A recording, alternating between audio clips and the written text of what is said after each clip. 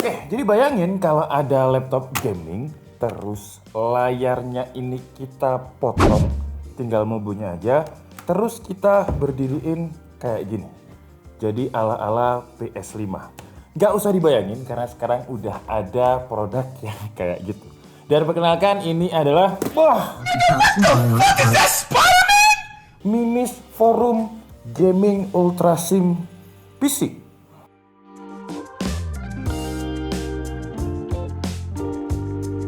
Jadi saya dulu itu punya laptop gaming yang rusak, mungkin penontonnya DKI udah pernah lihat ya. Namanya adalah Lenovo Legion Y540 kalau nggak salah. Yang jatuh terus layarnya rusak dan saya kepikiran gimana kalau misalkan saya potong aja layarnya, terus tinggal mobonya aja dan saya jadikan sebagai PC. Terus tinggal saya colokin aja ke eksternal monitor dan ternyata udah ada brand yang bikin dan menurut saya sih ini lebih bagus. Mungkin beberapa dari kalian udah sering dengar brand yang namanya Minis Forum. Jadi Minis Forum ini adalah brand yang spesialis di bidang mini PC sejak tahun 2012. Tapi untuk produk yang ini kalau dibilang mini PC sih saya kurang setuju ya. Karena untuk mainboardnya, untuk motherboardnya, dia ini pakai mainboard yang biasanya dipakai laptop yaitu Intel NUC X15. Jadi kalau udah mainboardnya laptop ya kebayang lah ya dia bakalan segede apa. Jadi kalau dibandingin dengan produknya Minis Forum yang memang beneran mini PC, kalau yang dibilang mini PC sih saya nggak setuju. Tapi kalau dibilang gaming ultra slim PC, saya setuju sih ya. Karena ya itu tadi, dia ini mirip dengan laptop yang layarnya dipotong habis itu diberdirikan kayak gini. Ultra slim. Tapi walaupun dia ultra slim untuk spesifikasinya, ini kenceng banget sih ya. Jadi untuk prosesornya dia pakai Intel Core i7 H series ya, bukan U series walaupun dia pakai mainboard yang laptop dan ultra slim. Terus untuk VGA-nya dia pakai Nvidia RTX 3070, tapi karena mainboardnya laptop sekali lagi jadi dia pakai laptop GPU ya. Jangan disamakan dengan VGA yang ada di desktop. Terus untuk RAM-nya 16 GB, storage-nya ada di 512 GB dan yang paling penting adalah harganya. Harganya ini kalau kita bandingkan dengan laptop yang speknya sama, dia lebih murah.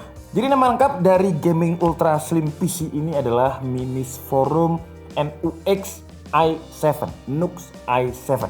Untuk tingginya dia hampir 400 cm, lebarnya 260 cm dan tebelnya 80 cm. Tebel 80 cm itu untuk tebel standnya ke sini ya. Jadi kalau kita ukur cuma casing dari ultra gaming PC-nya Minis Forum ini, dia lebih tipis. Kenapa ada standnya? Karena desainnya ini terlihat atau dibikin gaming look banget. Di bagian bawahnya itu dibikin kayak ada shape-shape yang nggak flat, terus dia juga terlihat industrial. Kalau posisi berdiri gini, ya desainnya itu mirip-mirip dengan PS5 lah. Tapi kalau dibilang dia PS5 killer, pertama dari segi harganya lebih murah PS5. Terus juga beda segmentasi ya. Ini lebih ke PC, kalau PS5 itu kan konsol. Untuk bahan material, overall dia pakai bahan plastik walaupun warnanya silver dan kesannya aluminium, tapi nggak, ini pakai full plastik. Keuntungannya plastik, dia nggak nyetrum dan ringan. Tapi ya karena dia plastik, jadi dipegang itu kayak kurang wah.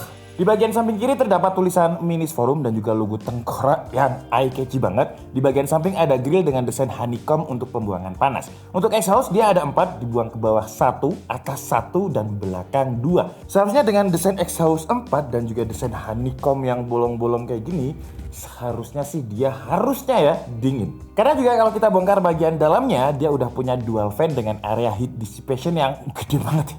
Heatsinknya juga ada 6 dan sebelum kita masuk ke tes apakah dia dingin dan kenceng, kita bahas dulu, kita breakdown dulu untuk spesifikasinya. Jadi untuk prosesornya dia pakai Intel Core i7 11800H. Ya memang nggak pakai Alder Lake atau generasi ke-12, sayangnya ya masih generasi 11. Tapi ini termasuk barang baru dari Minis Forum, jadi mungkin ya tahun depan mereka bakalan bikin yang Alder Lake. Untuk memori RAM dia udah langsung dikasih dual channel 16GB masing-masing 8GB. DDR4 3200 MHz dual channel ya, dan masih bisa di-upgrade karena nggak ada slot yang on board. Untuk SSD walaupun di websitenya dibilang dia support dengan NVMe Gen 4, cuman kalau kita lihat speednya ya, SSD yang storage-nya menurut saya nggak besar ini 512GB, speednya itu standar di 2400 Mbps untuk read dan write-nya sekitar 1900 Mbps ya, average 2000 Mbps lah. Dan dengan speed segitu menurut saya sih ya untuk sebuah gaming PC, kalau saya pribadi sih itu kurang kenceng ya. Cuman kalau misalkan kalian merasa storage yang 512 GB ini terlalu kecil, dan menurut saya itu kecil kan untuk game-game sekarang yang gila banget size-nya. Untuknya Minis Forum ini masih ngasih slot M.2 NVMe di bagian dalamnya kalau misalkan kita mau upgrade storage. Terus di bagian belakang ada port untuk LAN, USB-C Thunderbolt 4. Wah, kenceng ya. Kenapa ditaruh di belakang? Karena kalau misalkan posisinya seperti ini, USB-C Thunderbolt ini kan biasanya dipakai di DisplayPort, dan untuk Thunderbolt 4 kita bisa konekkan dengan monitor 8K 8K 60Hz atau dual monitor 4K. Terus untuk port display lain ada HDMI satu lagi 2.1. Nah, kalau misalkan posisinya di belakang, di bagian depan itu ada port-port yang bakalan sering kita pakai. Ada port USB-A, ada port full size SD card, ada audio jack combo, ada tombol power. Cuman sayangnya kalau kalian butuh port USB-C di bagian depan ya harus raba-raba atau ya gini, atau tinggal gini aja karena dia memang cukup ringan dan cukup slim, gampang untuk dipindahkan. Terus di bagian depan ini, di bawahnya tombol power itu ada tombol mode game, atau kalau saya sebutnya sih performance mode ya. Dan apakah ngefek mode biasa dan juga mode gamenya? Kita langsung tes aja. Jadi pertama kita pakai mode balance, mode biasa bukan mode game. Dan hasilnya untuk sebuah Intel Core i7 11800H ini kenceng loh ya. Running pertamanya itu 1817, running keduanya juga masih 1800. Tapi kalau kita perhatikan sampai running ke-10-nya, dia itu masih ada kayak nggak stabil gitu. Dengan skor terendahnya itu ada di running ke-4, 1492. Kalau untuk performa single core-nya di mode balance ini dia ada di 224. Dan kalau kita lihat suhunya di mode balance ini ya, suhunya itu di Cinebench R15, dia bisa nyentuh 95 derajat Celcius, dengan CPU package powernya itu bisa nyentuh 80 watt lebih. Sekarang gimana kalau misalkan mode performance-nya ini kita nyalakan? Wah, ini gila sih, ini keren banget.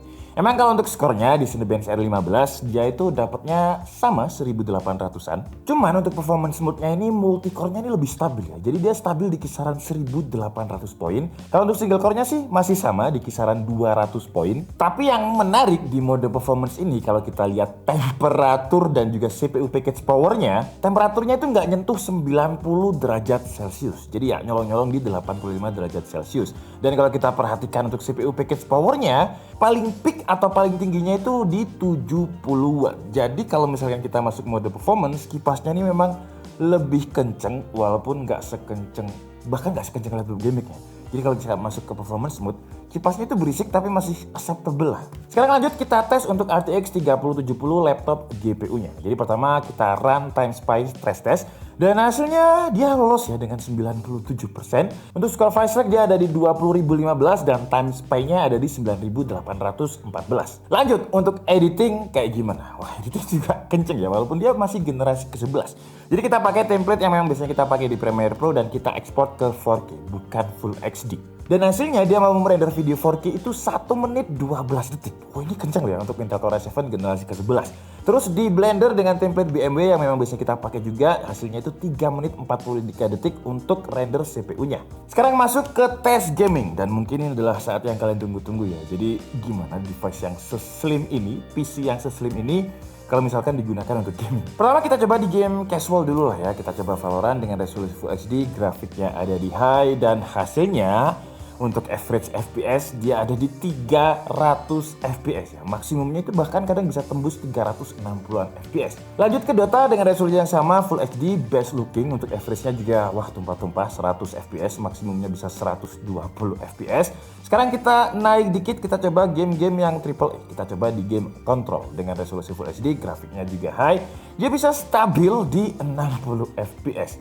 Gila ya. Terus lanjut Watch Dogs Legion. Watch Dogs Legion dengan resolusi Full HD, grafiknya very high, dan kalau kalian lihat dia bisa dapat average itu 90 FPS. Ini Watch Dogs Legion loh ya. Lanjut ke game AAA yang lain yaitu Assassin's Valhalla, resolusi Full HD juga, terus grafiknya ada di ultra high seperti yang kalian lihat. FPS-nya juga masih aman-aman aja di 80 sampai 90 FPS. Terakhir kita coba di game Cyberpunk dengan resolusi Full HD, grafiknya high juga. Untuk average-nya di sini juga aman 55 FPS dengan maksimum FPS kadang bisa nyentuh 61 FPS. Tapi disclaimer untuk tes game tadi semuanya kita pakai game mode atau performance mode dengan cara menekan tombolnya. Dan saya yakin kalau misalkan kalian mau tarik lagi resolusinya di 1440p, saya yakin juga nggak bakal ada masalah dengan hasil Full HD yang seperti itu tadi. Selama kita cobain main game juga nggak ada masalah sama sekali, suhu juga juga relatif aman. Di Assassin's Valhalla dia nggak pernah nyentuh 90 derajat Celcius padahal kita mainnya lumayan lama. Dan sekali lagi yang saya suka, walaupun kita masuk ke mode game terus gamenya juga lumayan berat, kipasnya ini nggak terlalu berisik ya.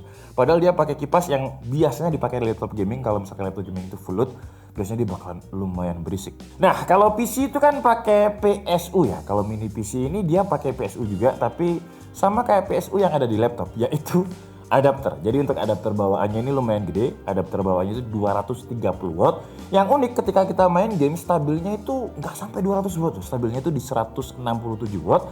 Dan ya peak atau kadang nyolongnya itu di 215 watt. Tapi masih di angka aman karena untuk adapternya itu kan 230 watt.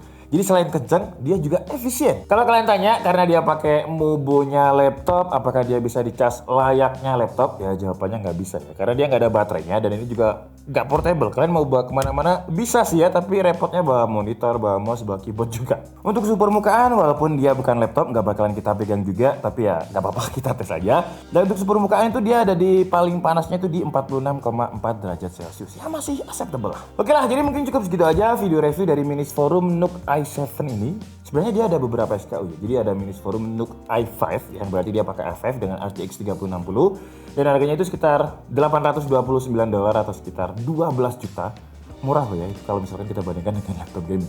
Terus yang Core i7 seperti yang kita bahas ini dia ada di $1.169 atau sekitar 17 juta rupiah. Dimana kalau misalkan kalian belikan laptop 17 juta juga nggak dapat spek yang kayak gitu. Tapi beda segmen ya. Sekali lagi ini PC, gaming ultra slim PC, nggak dapat layar, nggak ada baterai. Jadi kenapa dia bisa lebih murah? Kalau kalian tanya belinya di mana, udah saya ubek-ubek marketplace se-Indonesia, ada Lupa Bapak, ada Topet, wah semuanya udah saya ubek-ubek dan gak ada yang jual sih ya. Jadi belinya sementara ini sih bisanya di websitenya Minis Forum, linknya nanti akan saya tulis di kolom deskripsi. Tapi ingat harga yang murah tadi, murah ya untuk 17 juta i7 16GB, terus juga RTX 3070 dengan performa yang sekencang tadi. Murah sebenarnya, sayangnya belum ada distributor yang saya lihat masukin ke Indonesia. Jadi harga tadi itu 17 juta. Kalau ongkir saya lihat di websitenya sih free ongkir, cuman kalau masalah pajak 17 juta kalikan aja kasarannya gampangnya itu 17,5%. Jadi itu biasanya pajak. Untuk kita import itu 17,5%. 17 juta tambah pajaknya. Jadi harganya kira-kira segitu. Ya semoga aja Minis Forum bekerja sama dengan distributor siapa gitu ya untuk masukkan ke Indonesia secara resmi, karena sayang banget nih kalau nggak masuk ya. Karena desanya kalau dibilang clean nggak, saya nggak setuju kalau clean karena ada tengkoraknya ini. Tapi desanya ini atraktif gitu. Jadi kalau misalkan kita taruh itu kayak mengintimidasi gitu tengkoraknya yang ada di sini ya, dengan warna silvernya ini. Dan yang saya suka lagi karena dia slim, seslim ini ya. Jadi kalau misalkan kita space-nya nggak terlalu banyak, masih oke banget. Performanya juga udah saya coba, dia stabil untuk kita pakai dalam jangka waktu yang lama. Terus kalau misalkan mau game di 1440p juga masih kuat. Dia efisien, stabilnya itu di 167 watt. Ada Thunderbolt 4-nya, ada LAN-nya juga, ada SD card reader. Dan kalau misalkan kita mau upgrade, bongkarnya itu gampang.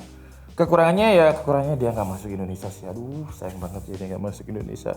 Belum masuk Indonesia lah, semoga aja cepat masuk Indonesia. Terus di bagian depan ini nggak ada USB-C, jadi harus ribet ke situ, kerbit ke belakang kalau misalkan masukkan.